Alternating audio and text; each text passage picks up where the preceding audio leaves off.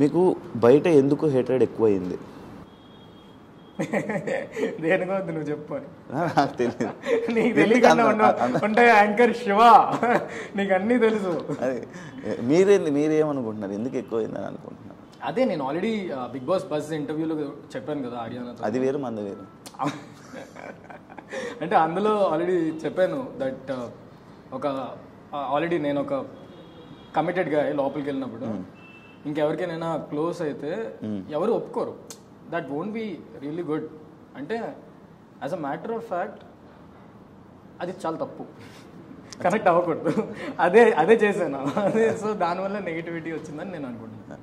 ఇప్పుడు మీ దగ్గరికి ఫస్ట్ కాజల్ మీ దగ్గరికి వచ్చి మీతో ఫ్రెండ్షిప్ చేసుకోవాలని అనుకున్నాను. అలానే కొంతమంది చాలామంది మీ దగ్గరికి వచ్చారు.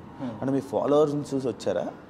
నాకు తెలియదు. అది నాకు జెన్యూన్ మీకు అలా అనిపించే వాళ్ళతో నిజంగా కాజల్ నా ఎండింగ్ 15th వీక్ వరకు నాతోనే ఉండండి, నేను విన్ అయ్యి ఉండేమో. కాజల్ అంత తెలివింది అనమాట.